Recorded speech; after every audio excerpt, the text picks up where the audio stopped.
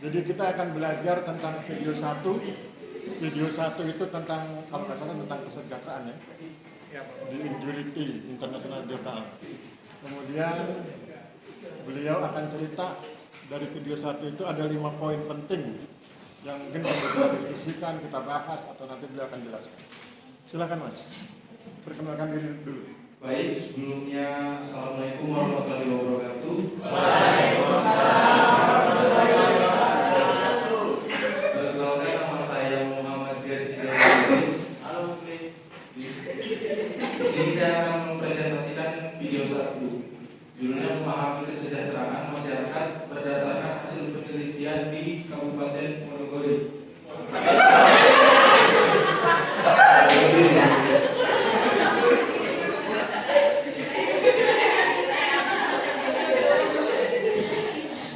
Baik, yang pertama, usaha masyarakat berbasis potensi wilayah dalam bingkai reforma agraria.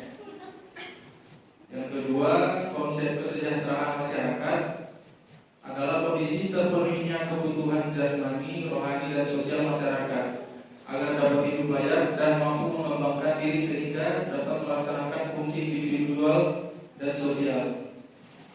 Untuk yang ketiga, untuk mencegah efisiensi dibutuhkan regulasi yang tepat sebagai pedoman kerja para pelaksana dan reform.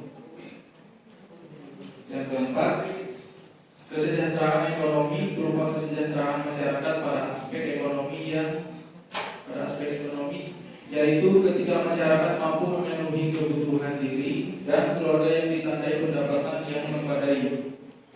Kesejahteraan sosial terkait dengan aspek sosial ketika masyarakat mampu berinteraksi satu sama lain secara harmoni. Kesejahteraan budaya, aspek budaya memiliki cakupan sikap pada perilaku dan pengetahuan khususnya dalam mengekspresikan tradisi adat, istiadat, dan kesenian. Yang kelima, kesimpulan dari video ini yaitu apabila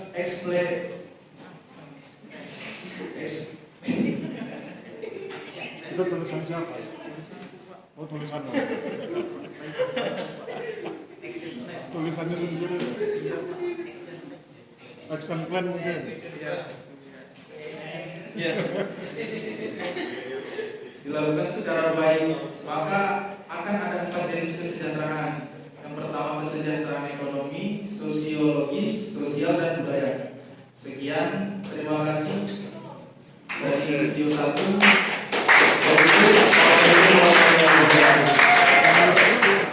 Kita diskusi ya. Kita diskusi. Dari 5 poin itu, mana poin yang kamu unggulkan? Karena kamu punya 5 poin. Ambil 1 poin yang kamu unggulkan. Soal ekonomi, Pak. Oke, dari soal ekonomi apa yang mau kamu bahas? Kalau belum ada di teks, kamu bisa bahas lisan, gunakan mikrofon. Kalau kamu suka ekonomi, apanya yang mau kita bahas dari segi ekonomi? Gunakan mikrofonnya.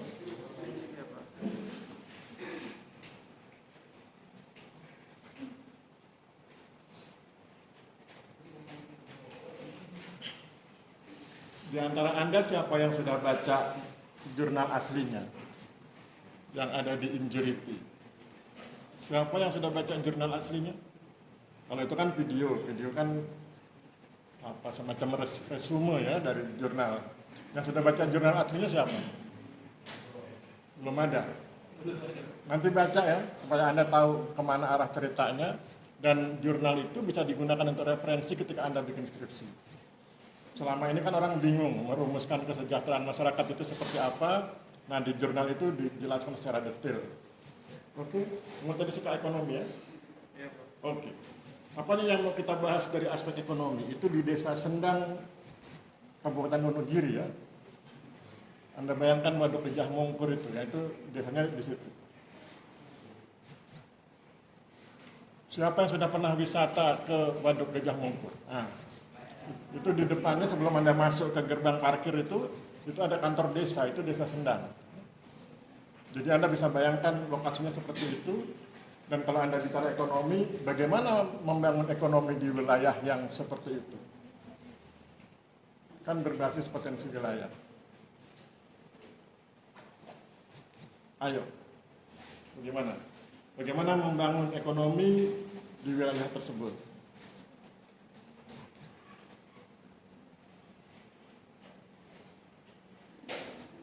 Jangan lama-lama mengheningkan ciptanya. Sebentar saja sudah cukup arwah pahlawan itu senang. Ya. Ayo.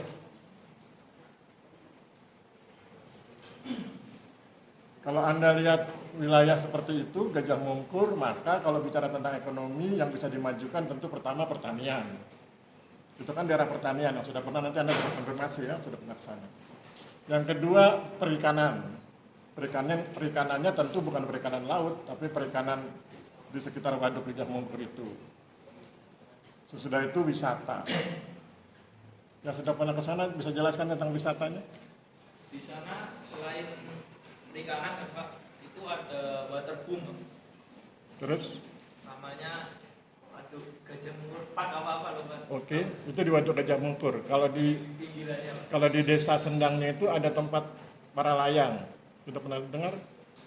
Baru denger ini Pak. Ah, itu kepala desanya itu ahli para layang. Jadi bisa terjun menggunakan para layang itu. Dan itu wisata yang menarik. Untuk teman-teman yang anak-anak muda itu berparasit ria di sana. Jadi terjun dari sana nanti mendaratnya di Waduk Gajah Mungkur, sekitar Waduk Gajah Mungkur. Karena daerahnya itu relatif tinggi. Begitu Mas. Jadi yang bisa dikembangkan dari aspek ekonominya itu apa? Dari yang kita diskusikan tadi, yang bisa dikembangkan dari aspek ekonominya apa?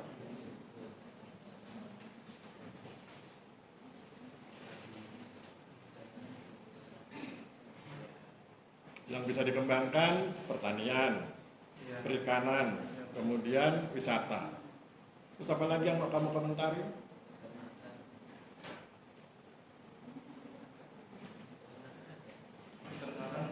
Apa? Ya boleh, ternakan.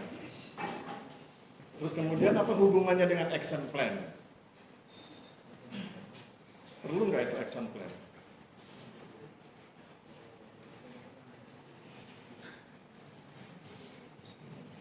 Ada nggak action plan kamu bahas? Ada ya? Apa hubungannya dengan action plan? Semua yang kita ceritakan tadi itu apa hubungannya dengan action plan? Atau kita pelan-pelan? Siapa di antara Anda yang hadir? Kecuali beliau, karena kayaknya beliau masih blank. Siapa yang di antara Anda yang paham apa itu action plan? Hands up, angkat tangan.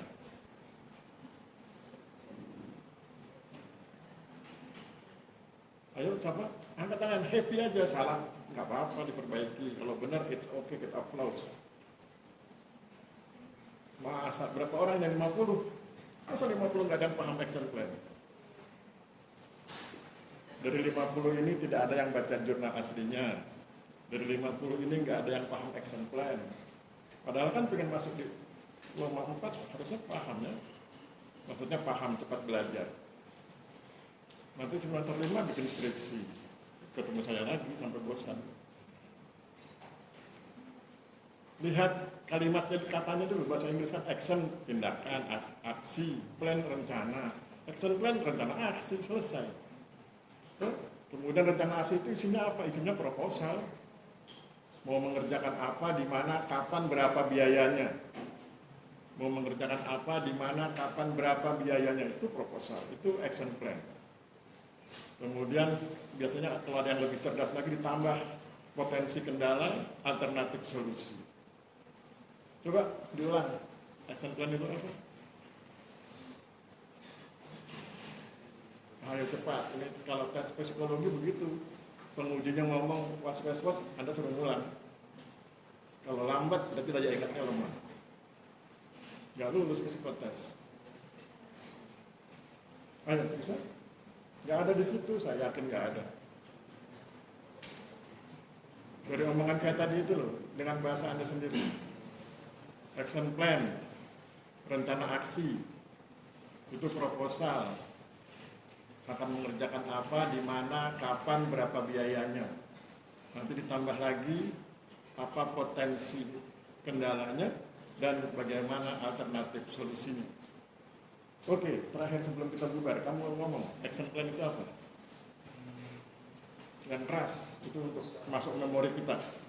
Nanti kalau ujian saya tanya action plan jangan bilang nggak tahu.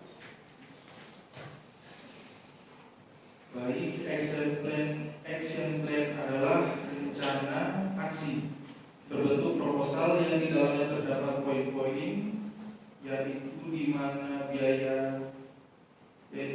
biaya berapa terkait kegiatan.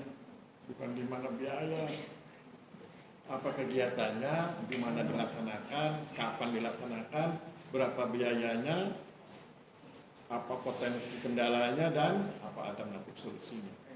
Oke, aplaus buat beliau.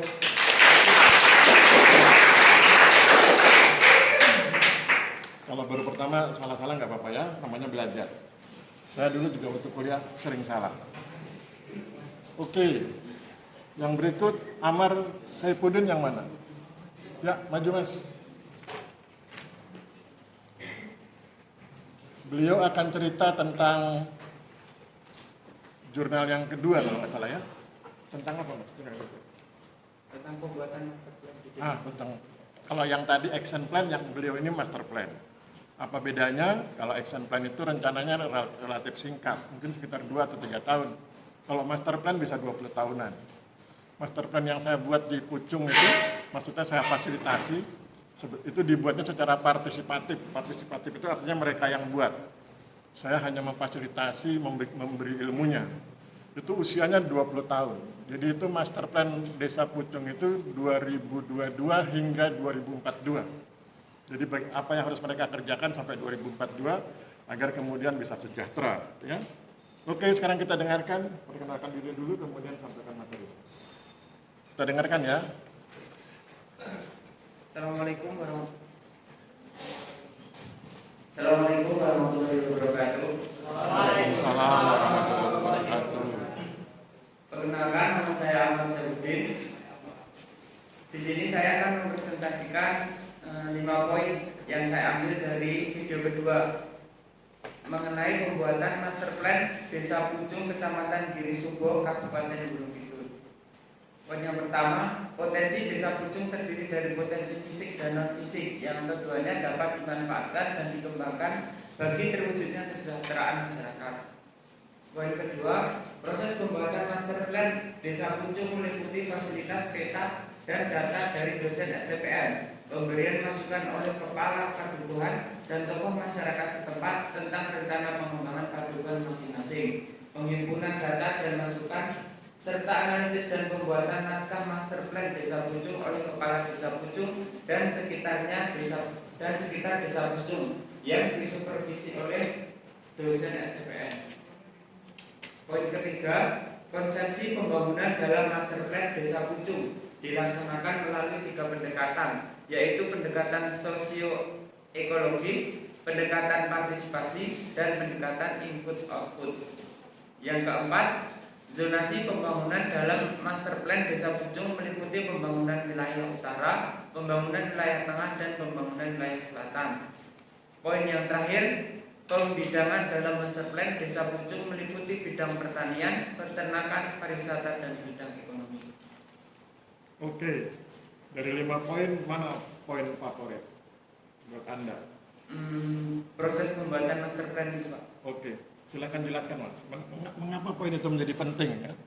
Mengapa poin itu menjadi penting buat kamu dan mungkin penting buat kita semua? Menurut saya proses master plan ini memakan waktu yang lama, Pak, dari yang disupervisi oleh dosen STPN, kemudian atas ini peran dari kepala padukuhan, peran tokoh masyarakat dalam mengembangkan suatu wilayah, Pak. Jadi di Desa Pucung tersebut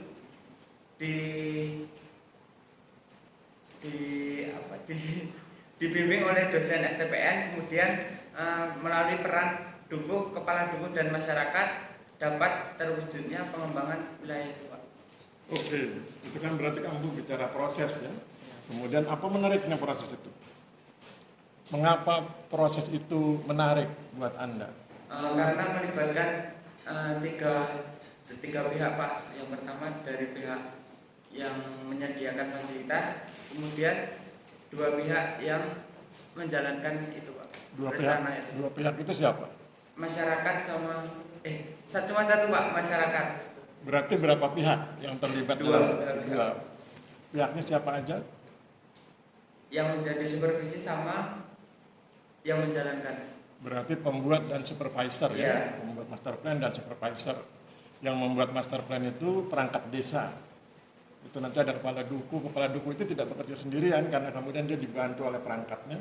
Kemudian dari perangkat duku masuk ke kepala duku, ada sekitar 10 duku, kemudian berembuk, kemudian itu didiskusikan dengan kepala desa dan sekretaris desa.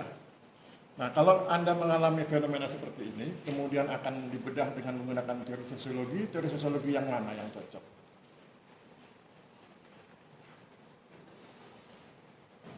Ya. Sudah ketemu saya sekali ya, sudah saya jelaskan teori sosiologi itu ya, walaupun singkat. Ada 3 paradigma, kemudian dari masing-masing paradigma ada yang 2 teori dan ada yang 3 teori. Kalau kamu dapat fenomena ini, kamu akan bedah dengan teori apa? Nanti kalau ujian gitu ya, ini saya sekaligus simulasi ujian. Ya. Jadi simulasi ujian pertama tentu definisi istilah. Kemudian sesudah itu mencocokkan fenomena dengan teori. Dan ketika mencocokkan fenomena dengan teori, jawaban Anda bisa beda-beda dan itu akan saya izinkan. Teori itu kan banyak, ada sekitar 7 ya, 7 teori besar, nanti ditambah teori-teori kecil. Kalau Anda kemudian dari sekian banyak orang beda-beda teorinya nggak apa-apa, yang penting argumentasinya. Sosiolog itu hebatnya di argumentasinya, bukan di pilihan, karena kalau di pilihan siapa aja bisa pilih. Tapi kalau argumentasi, itu kelebihannya sosiolog di kemampuan menyusun argumentasi yang logis. Nah, kita latihan sekarang. Pertama mau pakai teori apa? Pemberdayaan. Nah, itu bukan teori. Kemudian itu konsep. Waktu kuliah pertama ikut nggak? Ikut Pak. Oke. Tahu ada 3 paradigma? Tahu. Paradigma apa aja? Fakta sosial, perilaku sosial, definisi sosial, gitu kan? Kamu mau pilih yang mana? Dari 3 paradigma itu mau pilih yang mana? Fakta sosial, perilaku sosial, atau definisi sosial? Perilaku sosial. Oke, perilaku sosial itu teorinya 2. Teori perilaku sosial dan teori pertukaran sosial. Kamu mau pakai yang mana? Gambling aja kan, kamu nggak tahu kan? Nggak tahu bedanya 2 teori itu? Iya Pak. Oke. Saya jelaskan sedikit. Teori perilaku sosial itu basisnya kebutuhan masyarakat. Pemenuhan kebutuhan masyarakat itu teori perilaku sosial. Kekuatannya di situ. Teori pertukaran sosial kekuatannya pada reward and punishment. Pertanyaannya, kamu pilih yang mana? Yang narasumber pertama nggak sempat ditanya begini karena dia masih bingung di poin 1-5. Anda 1-5-nya kan sudah lancar, maka dibuat pertanyaan agak susah sedikit. Pakai teori yang mana? Yang perilaku sosial. Perilaku sosial. Saya ulang kalimatnya, perilaku sosial itu basisnya pada pemenuhan kebutuhan masyarakat. Sekarang Anda lihat ada fenomena di lapangan, masyarakat sedang menyusun, dalam hal ini pemerintah desa ya, menyusun master plan. Pertanyaannya, apa hubungan master plan itu dengan pemenuhan kebutuhan masyarakat? Mengapa pertanyaan itu muncul? Karena Anda menggunakan teori perilaku sosial ya. Jadi keuntungan teori itu adalah Anda bisa membuat pertanyaan. Nanti kalau Anda bikin skripsi, Anda tidak boleh bertanya sembarangan, karena kalau Anda bertanya sembarangan, dosen penguji akan tanya, dari mana sumber pertanyaan ini? Seorang ilmuwan dengan masyarakat awam itu berbeda. Kalau orang awam bertanya karena tidak tahu. Kalau ilmuwan seperti Anda bertanya karena ingin lebih tahu. Dari mana dasarnya ingin lebih tahu? Karena Anda punya sekian banyak teori, dan Anda sedang mencocokkan teori tertentu, dan Anda jadi ingin lebih tahu. Nah, tadi beliau memilih teori perilaku sosial. Fenomenanya masyarakat sedang menyusun master plan desa. Maka pertanyaannya adalah apakah atau bagaimana mungkin penyusunan master plan desa itu mampu memenuhi kebutuhan masyarakat? Begitu kan pertanyaannya? Nah, berarti pertanyaannya sah. Sekarang tinggal jawabannya. Kalau pertanyaannya seperti itu, jawabannya seperti apa? Itu contoh skripsi ya, nanti Anda terus akan saya latih sampai Anda selesai di STPM. Ya mungkin kalau teori perilaku sosial. Perilaku sosial yaitu pemenuhan kebutuhan masyarakat ya Pak. Jadi kok hubungannya dengan master plan di Desa Pucung tersebut, master plan sendiri merupakan dokumen yang berisi perencanaan tata ruang Pak. Tata ruang mengenai fasilitas umum dan fasilitas sosial di suatu daerah. Jadi perilaku sosial tersebut berhubungan dengan master plan Desa Pucung karena master plan sendiri berfungsi untuk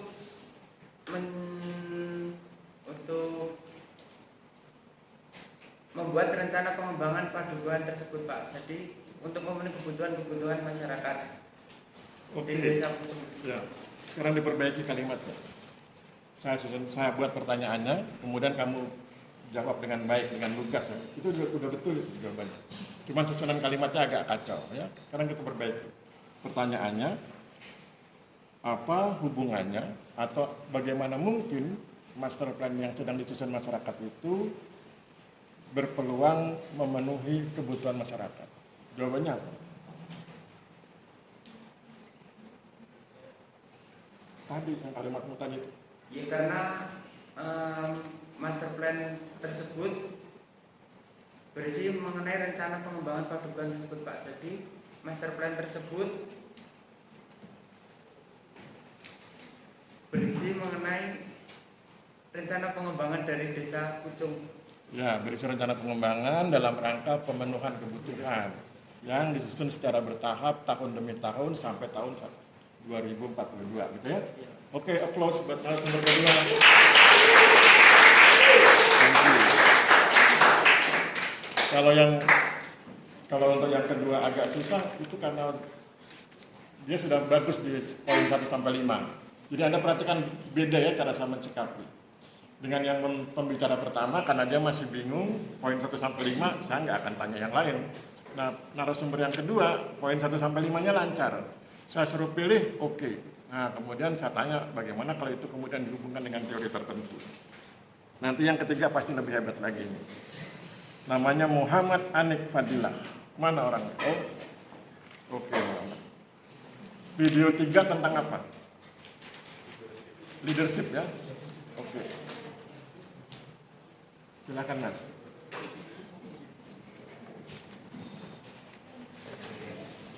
Assalamualaikum warahmatullahi wabarakatuh. Waalaikumsalam warahmatullahi wabarakatuh. Perkenalkan, saya Muhammad Anik Fadilah, nomor absen 28, akan membahas tentang poin penting dari video ketiga yang berjudul Pelatihan Leadership Berbasis Sumber Daya Agraria bagi staf kantor pemerintahan Desa Pucung.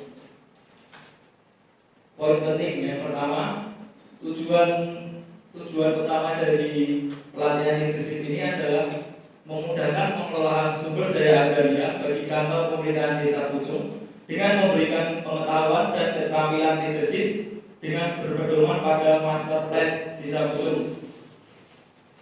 Yang kedua, ada elemen-elemen pada leadership. Yang pertama, pemimpin harus memotivasi melalui memberdayakan, mengandalkan, dan mengelola. Terus yang kedua ada pemimpin yang partisipatif atau dalam hal ini melakukan perubahan dan meningkatkan kinerja.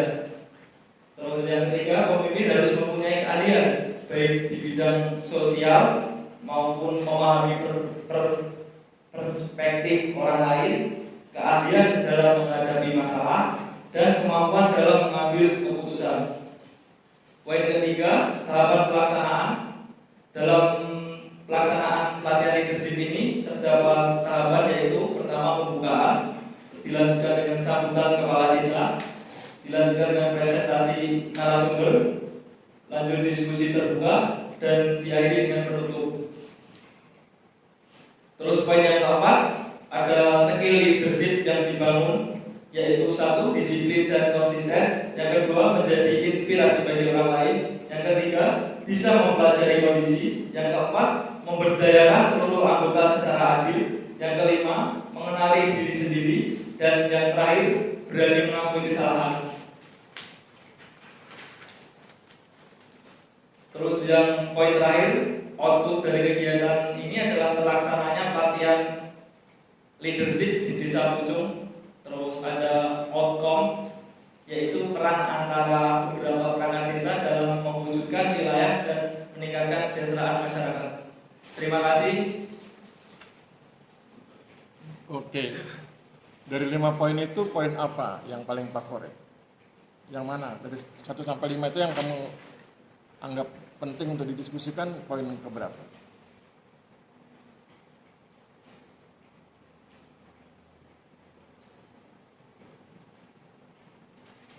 Mungkin saya ambil di poin keempat yang bagian berani mengakui kesalahan, Pak. Karena Poin keempat itu cerita tentang apa? cerita tentang skill leadership dibangun dengan cara apa aja, Pak. Oke. Coba kamu baca poin 4-nya. Poin ke-6. Poin ke-6, poin keempat. Ya, kamu kan nyusun 5 poin. 1, Iya. 2, 3, 4. Terus kamu pilih poin 4. Nah, poin 4 itu kamu baca dulu sebelum kita diskusikan. Poin 4, skill leadership dibangun dengan cara yang pertama, 1, disiplin dan konsisten. Yang kedua, menginspirasi bagi banyak orang. Yang ketiga, mempelajari kondisi. Yang keempat, memberdayakan seluruh anggota secara adil. Yang kelima, mengenali diri sendiri. Dan yang keenam, berani mengakui kesalahan. Oke, terus yang kamu tertarik yang poin 6. Ya, poin 6. Kenapa? Karena tidak semua pemimpin itu berani mengakui kesalahan, Pak. Bahkan banyak pemimpin yang menutupi kesalahan. Pertanyaan saya, apa salahnya kalau pemimpin menutupi kesalahan? Apa salahnya? Karena aib itu kan harus ditutup ya. Aib tidak boleh diumbar. Terus kalau ada pemimpin menutupi kesalahan, apa salah? Ya mungkin kalau menutupi kesalahan dilakukan secara terus-menerus, maka akan berdampak ke, kalau kesalahan saja bisa ditutupin ya Pak, nanti akan menimbulkan kesalahan yang lain. Belum tentu. Belum tentu kesalahan baru akan terus-menerus kesalahan. Kan hanya keledai yang melakukan kesalahan 2 kali. Kalau manusia cenderung tidak. Terus apa salahnya kalau pemimpin menutupi kesalahan?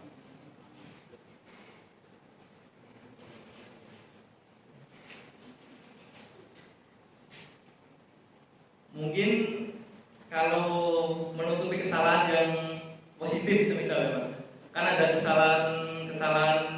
Semua kesalahan negatif, mana ada kesalahan positif. Itu alasan itu. Berarti apa? Kekeliruan Anda, kekeliruan narasumber adalah judgement. Anda tidak boleh sembarangan menjudge, menghakimi bahwa kalau orang menutupi kesalahan pasti negatif, kalau orang membuka kesalahan berarti positif. Belum tentu. Perhatikan situasi dan kondisinya. Ada masanya kesalahan itu harus ditutup agar tidak menimbulkan kerusakan yang lebih parah. Ada masanya kesalahan itu harus dibuka agar memudahkan perbaikan. Jadi situasional, kondisional. Ilmuwan sosial itu begitu. Ilmuwan sosial itu tidak seperti ilmuwan hukum yang merah putihnya jelas. Ilmuwan sosial itu cenderung berada di wilayah abu-abu. Mengapa ada wilayah abu-abu? Agar bisa merespon setiap situasi dan kondisi yang kita seringkali nggak tahu. Kan ciri khas zaman modern ini kan ketidakpastian. Ciri khas zaman modern ketidakpastian. Dulu orang bilang Israel hebat, sekarang Merkava itu ditembak hancur. Dulu Merkava nggak bisa dihancurkan. Ya, walaupun kemudian kita sedih dengan sekian puluh ribu korban di Palestina, tapi kan kita sedang bicara tentang ketidakpastian, bahwa hidup itu tidak pasti. Sesuatu yang awalnya dianggap hebat, kadang-kadang tidak hebat. Sesuatu yang awalnya dianggap tidak hebat, ternyata nanti hebat, atau sebaliknya. Pahlawan bisa jadi penjahat, penjahat bisa jadi pahlawan. Ilmuwan sosial itu harus siap menghadapi segala situasi, sehingga kemudian Anda bisa menjelaskan kepada masyarakat, ini ada situasi seperti ini, situasi seperti ini akan berdampak begini, dan cara mengatasinya begini. Itu keunggulan ilmuwan sosial di situ, dan Anda kan sedang berlatih sebagai ilmuwan sosial ya. Belajar sosiologi agraria itu artinya Anda sedang dilatih menjadi ilmuwan sosial. Nah, sekarang kita coba main ke teori. Kalau menggunakan teori mana yang Anda pikir cocok untuk membahas fenomena Anda tentang leadership itu? Mungkin teori sosiologi. Teori sosiologi banyak kan? Jadi semua teori sosiologi lah. Kita ini kuliahnya aja udah sosiologi. Jangan Sosiologi perilaku Pak, mungkin. nggak ada sosiologi perilaku. Yang ada itu teori perilaku sosial. Teori perilaku sosial, mohon maaf. Teori perilaku sosial apa? Kata kuncinya di mana teori perilaku sosial? Jangan-jangan kamu sekedar ikut-ikutan narasumber 2. Narasumber 2 pilihannya kan perilaku sosial. Kenapa kamu nggak pilih pertukaran sosial? Supaya nggak sama dengan narasumber 2 itu. Mungkin condong ke teori. Semua teori bisa digunakan ya untuk membedah ini, tergantung argumentasinya. Jadi saya ingin jelaskan itu, ingin tegaskan bahwa 7 teori itu bisa digunakan untuk membahas ini. Yang penting Anda buat argumentasinya. Kenapa saya larang menggunakan teori pertukaran sosial? Karena sudah dibahas oleh narasumber 2, supaya kemudian tidak, ya minimal memperkaya pengetahuan kita lah. Jadi gunakan teori yang lain. Pakai teori apa, Mas? Ada fenomena leadership, ada fenomena pelatihan. Perangkat desa dilatih agar mereka punya kemampuan memimpin. Dalam hal apa? Agar mereka bisa menerapkan master plan dengan baik di wilayah dukuhnya masing-masing. Sehingga kemudian pencapaian pembangunannya bisa sesuai dengan master plan. Teori apa yang akan digunakan? Narasumber 3. Ayo, pilih. Semuanya bisa, cuma argumentasi. Apa? Pendekatan partisipatif. Saya bilang teori, bukan pendekatan ya. Anda harus bisa bedakan itu, mana yang teori, mana yang pendekatan, mana yang konsep. Di pertemuan pertama sudah saya jelaskan kan, paradigma, teori, konsep, parameter. Di dalam paradigma ada teori, di dalam teori ada konsep, di dalam konsep ada parameter. Ayo, dari 7 teori itu, teori mana yang akan Anda pilih narasumber 3? Ada 7 teori itu. Saya sebut satu-satu ya, barangkali Anda lupa. Paradigma fakta sosial ada 2 teori. Teori struktural fungsional dan teori konflik. Paradigma perilaku sosial ada 2 teori. Teori perilaku sosial dan teori pertukaran sosial. Yang perilaku sosial saya larang digunakan karena sudah digunakan oleh narasumber 2. Supaya kita bisa memperkaya minimal 2 teori lah hari ini ya. Kemudian paradigma definisi sosial 3 teori. Teori aksi, teori fenomenologi, dan teori interaksi simbolik. Teori aksi basisnya kesadaran. Teori fenomenologi basisnya norma, aturan main. Teori interaksi simbolik basisnya pemaknaan, memaknai sesuatu. Oke, pilih yang mana? Ada 7. Benar 7 itu ya? Mungkin menggunakan teori aksiologi, Pak. Nggak ada aksiologi. Teori aksi. Teori aksi ada, teori aksiologi nggak ada ya? Tadi teori aksi yang berkaitan dengan norma ya Pak? Itu fenomenologi. Teori aksi basisnya kekuatannya pada kesadaran. Kesadaran subjektif, kesadaran objektif. Teori fenomenologi basisnya pada norma. Norma sosial, norma hukum, dan segala macam. Teori interaksi simbolik basisnya pada makna. Jadi 3 teorinya itu, teori aksi, teori fenomenologi, dan teori interaksi simbolik. Pilih yang mana?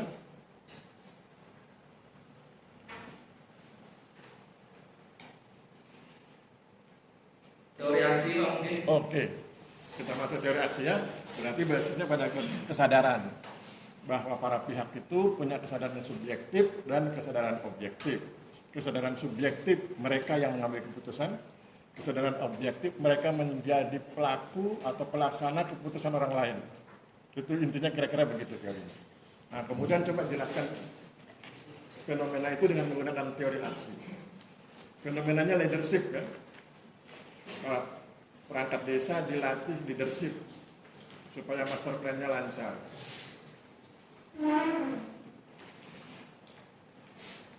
Mungkin saya akan membahas teori aksi yang berawal dari dalam pembuatan plan atau action plan perlu melibatkan masyarakat.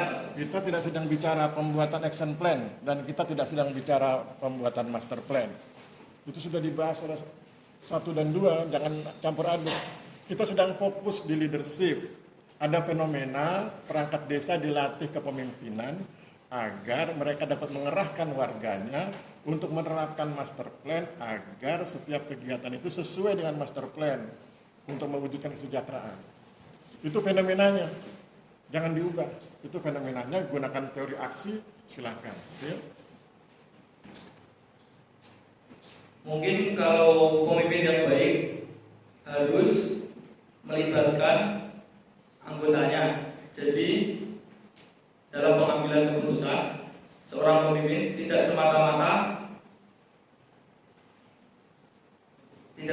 langsung memberikan kebijakan atau keputusan tanpa ada latar belakangnya. Dan Yang kamu maksud pemimpin siapa? Yang kamu maksud pemimpin? dalam hal ini kepala desa Ujung, Pak. Kepala desa terlalu tinggi karena dia nggak ikut pelatihan. Yang ikut pelatihan itu kepala duku.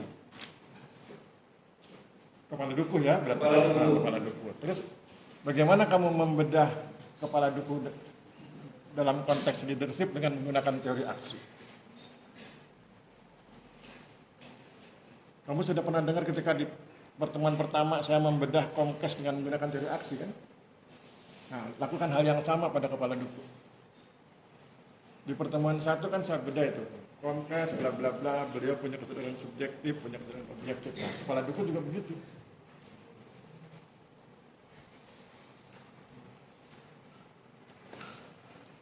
Ya itu Pak, mungkin kalau kepala duku menggunakan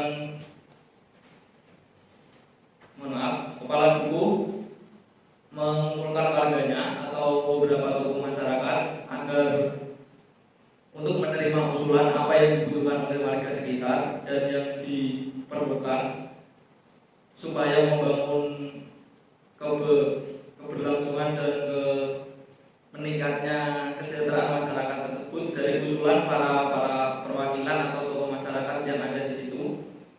Terus diusulkan kepada kepala duku dan mungkin akan ditindaklanjuti, kepala duku menindaklanjuti ke kepala desa untuk dalam pembuatan suatu kebijakan, Pak.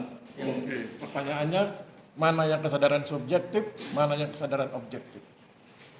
Untuk kesadaran subjektif mungkin dari kepala dukunya mau menerima atau menambahi dari diri sendiri,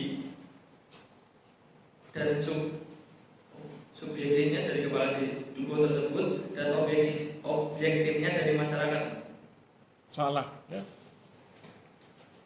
Sudah hampir betul tapi di ujungnya salah. Kesadaran subjektif kepala dukuh itu nampak ketika kepala dukuh menampung aspirasi warga, kemudian mengambil keputusan, garis bawahi kata keputusan, karena subjektif itu mengambil keputusan.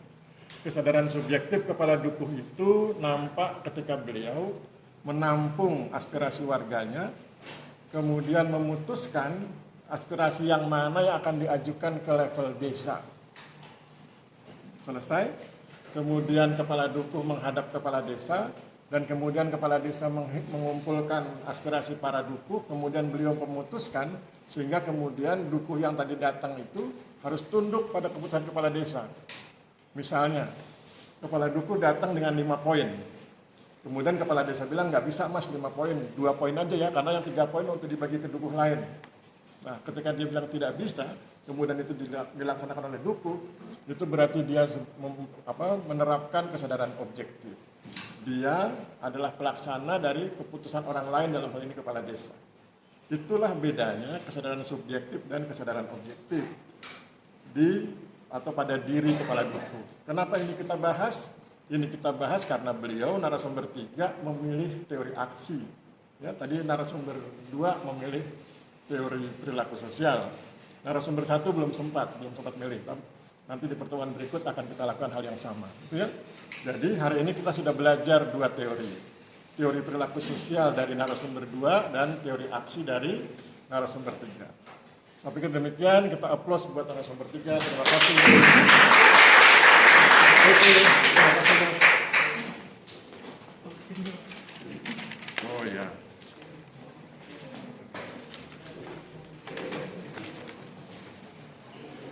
Oke ya, sekarang kita masuk ke materi saya ya. Saya sudah posting di Anda itu. Saya sudah posting di Anda itu 2 PowerPoint ya. PowerPoint pertama kita lihat dulu. Ada yang nggak punya HP? Punya semua ya. Lihat yang PowerPoint pertama. Judulnya itu Sosiologi Agraria. Sebuah penjelasan awal terkait referensi. Jadi di PowerPoint yang pertama ini saya cuma cerita tentang relasi mata kuliah. Saya sudah jelaskan ya. Ini relasi mata kuliahnya tidak terlalu lengkap. Yang lengkap itu yang saya jelaskan di pertemuan pertama. Bagaimana kita bertemu sampai ke semester 8 gitu ya. Kemudian di sini juga saya tulis tentang public speaking. Tadi narasumber 1, narasumber 2, narasumber 3 sedang berlatih public speaking. Jadi kalau salah-salah sedikit wajar ya. Kenapa public speaking itu penting? Nanti terasa nikmatnya ketika Anda MBKM. Kalau Anda punya kemampuan public speaking yang baik, Anda bisa mempengaruhi calon lokasi tempat magang Anda. Kemudian mereka percaya pada Anda, proposal Anda diterima, maka kemudian Anda diizinkan magang di situ, dan kemudian Anda akan dapat akomodasi dan uang saku. Sebaliknya, kalau Anda tidak punya kemampuan public speaking, bisa jadi Anda ditolak, atau kalaupun diterima dengan sekedarnya, tentu Anda tidak akan diberi akomodasi dan uang saku, karena dari STPN tidak ada akomodasi. Jadi saya mengajarkan ini, saya mensimulasi ini agar kemudian Anda punya kemampuan survival menghadapi situasi seberat apapun ya. Karena sebagai senior, sebagai kakak kelas, saya ingin Anda lebih hebat dari saya. Kemudian di PowerPoint itu ada di gambar ke-8, saya tulis PTSL ya. PTSL, Program Tutorial Sosiologi Lengkap. Ini hanya untuk kalangan kita. Jangan Anda sampaikan ke Jakarta, nanti mereka marah kalau saya bilang begini ya. Ini rahasia. Jadi PTSL di dalam PowerPoint ini adalah Program Tutorial Sosiologi Lengkap. Padahal kan di Jakarta pendaftaran tanah sistematik lengkap ya. Saya bisa dimarahi Pak Direktur. Kemudian ada 3 alasan menulis buku, kan saya selalu promosi pada Anda nulis buku. Nah, sekaligus saya ingin provokasi. Ciri khas sosiolog itu kalau nggak promosi ya provokasi. Saya ingin provokasi Anda. Provokasi saya adalah usahakan Anda bikin skripsi yang menarik, yang baik. Kemudian dengan skripsi yang baik, yang menarik itu Anda bukukan, dan itu lumayan hasilnya.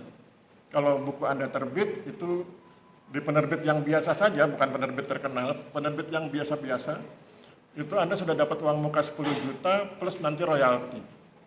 Royaltinya itu 20%, tapi tergantung negosiasinya ya. Kalau saya negosiasi royalti 20%. Jadi sebagai contoh, buku saya yang drama Korea itu kan harganya 125.000. Nah, dari 125.000 itu per buku saya dapat 25.000 royalti. Jadi cukup menarik untuk hiburan Anda, sekedar mendapatkan penghasilan tambahan gitu ya. Jadi itu pentingnya menulis buku. Ada 3 alasan menulis buku itu. Yang pertama, setiap buku memuat pengetahuan tertentu yang unik, nah, termasuk skripsi Anda. Setiap buku berupaya menjadi bagian dari proses rekonstruksi pengetahuan. Jadi awalnya itu pengetahuan itu kan ada di lapangan. Awalnya pengetahuan master plan itu ada di Pucung. Tapi kemudian itu saya rekam dalam bentuk tulisan, dalam bentuk naskah, dan itu namanya direkonstruksi. Memindahkan fakta dari lapangan ke dalam naskah itu namanya rekonstruksi fakta. Nah, itu setiap buku begitu. Kemudian setiap buku merupakan ajang berbagi pengetahuan. Nah, nanti kita mulai masuk ke perspektif transenden, perspektif agama, bahwa agama apapun Anda, Tuhan kan kasih perintah kita 2, apapun agama Anda ya. Apapun agama Anda, perintah Tuhan cuma 2.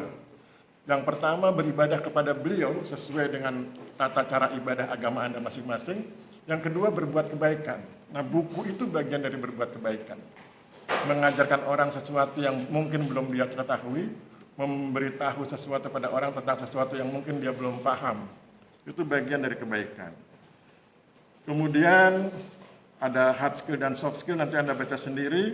Kemudian ada model pembelajaran, dan saya pilih yang model pembelajaran yang doing ya. Kan ada yang verbal sampai yang doing. Saya pilih yang doing. Anda saya suruh bikin tugas, Anda saya suruh presentasi, Anda saya kritik, Anda saya cecar dengan pertanyaan, itu bagian dari doing. Supaya kemudian bisa masuk memori 90%. Kalau cuma membaca, itu cuma, di sini dibilang membaca berapa? Sekitar 20% ya. Jadi doing itu bisa 90%.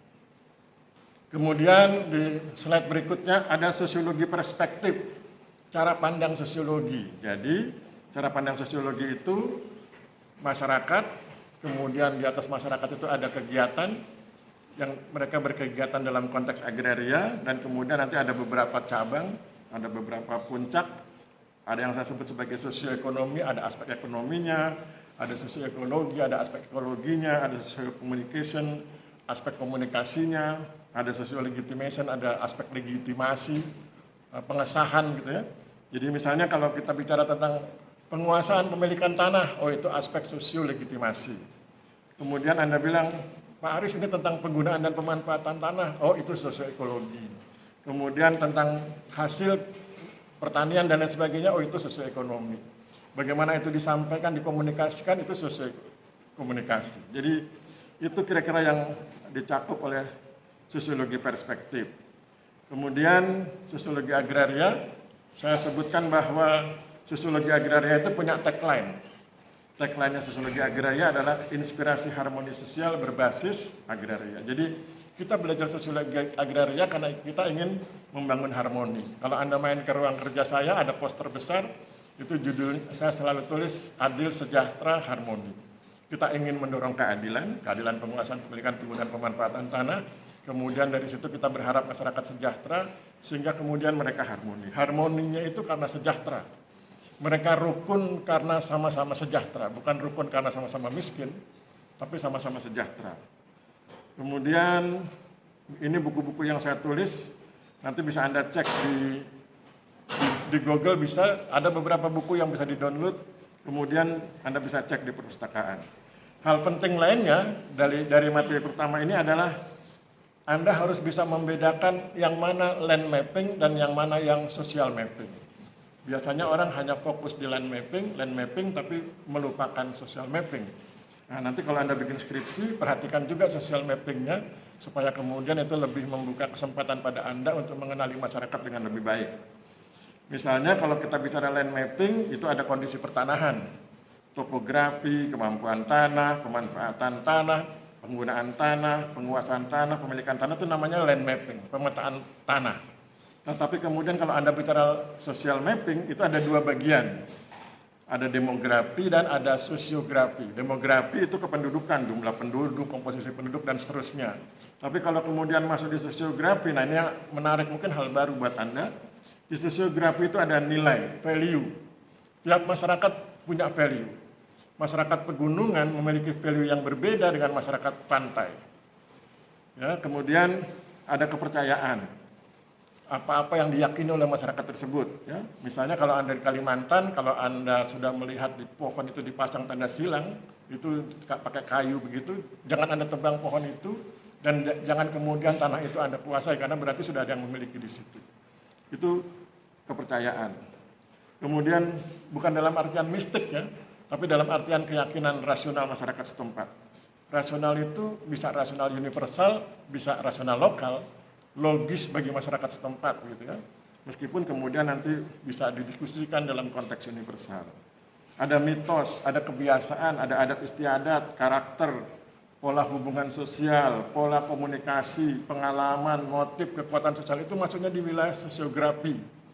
Jadi Anda harus paham mana yang sosiografi, mana yang demografi, dan demografi dan sosiografi itu masuk di social mapping. Kemudian di bagian akhir itu ada sedikit humor tentang bahasa. Nanti Anda baca sendiri ya. Karena kalau dibaca juga saya ribet bacanya tuh ya. Itu catatan jangan meremehkan bahasa Indonesia. Bandingkan bahasa Indonesia dengan bahasa Inggris ya. Itu nanti Anda baca sendiri. Saya ribet bacanya itu. Ada 3 nenek sihir melihat 3 buah arloji merek Swatch. Kemudian nenek sihir mana yang melihat arloji merek Swatch, tapi dalam bahasa Inggris. Itu pasti susah bacanya ya. Oke, itu humor bahasa Inggrisnya. Sekarang kita masuk di materi yang pertemuan kedua ya. Yang pertemuan kedua ini saya kasih judul mengenali masalah secara cermat dan objektif. Jadi tadi kan kita kasih contoh bagaimana narasumber 1, narasumber 2, narasumber 3 mencoba menemukan masalah. Kalau saya menyebut masalah bukan berarti itu problem, itu artinya bisa isu-isu tertentu yang menarik untuk dibahas. Ya. Kemudian ini yang slide di bawahnya itu tentang paradigma sudah kita bahas. Paradigma itu bisa jadi perspektif 1, perspektif 2, perspektif 3. Perspektif itu dari teori. Ya. Bisa teori 1, teori 2, teori 3. Kemudian kita lewati. Kemudian ada tentang di slide yang ke-8. Kalau di catatan saya slide yang ke-8. Judulnya adalah Social and Capital Asset. Bahwa tanah itu bisa menjadi aset, bisa menjadi sosial aset, bisa jadi capital asset. Sebagai sosial aset, tanah merupakan sarana pengikat kesatuan sosial. Jadi sebagai sosial aset, kalau Anda tinggal di suatu desa, Anda punya tanah di wilayah itu, maka itu menjadi sosial aset. Artinya apa? Artinya ketika desa punya kegiatan, Anda akan diundang sebagai warga. Tetapi kalau Anda tidak punya tanah, Anda hanya menumpang, ketika ada kegiatan sosial, Anda tidak diundang, karena Anda belum dianggap sebagai warga. Ya, jadi itu yang membedakan antara orang yang punya tanah dengan yang tidak punya tanah dalam konteks sosial aset. Untuk modal Anda berinteraksi dengan orang lain. Kemudian bandingkan dengan capital asset. Capital asset itu hubungannya dengan ekonomi. Kalau Anda punya tanah, itu bisa untuk agunan di bank, dapat uang, atau bisa Anda jual, dapat uang, bisa Anda sewakan, dapat uang, itu namanya capital asset. Jadi sejak hari ini Anda harus bisa membedakan kapan tanah menjadi sosial asset dan kapan tanah menjadi capital asset. Kemudian ada instrumen kemakmuran, dan kemudian ini ada pertanyaan penting. Kemiskinan sebagai salah satu puncak masalah agraria. Alasannya, pengelolaan agraria bertujuan mewujudkan kemakmuran rakyat. Oleh karena itu, ketika terjadi kemiskinan, patut diduga bahwa ada masalah dalam pengelolaan agraria. Dengan kata lain, telah terjadi masalah agraria yang dirasakan oleh masyarakat. Jadi kalau ada kemiskinan, tentu ada masalah di agraria. Dan kalau itu ada masalah di agraria, itu berarti tanggung jawab kita, orang-orang yang belajar tentang sosiologi agraria. Itu terakhir isi dari PowerPoint yang kedua. Sebelum kita tutup, ada pertanyaan?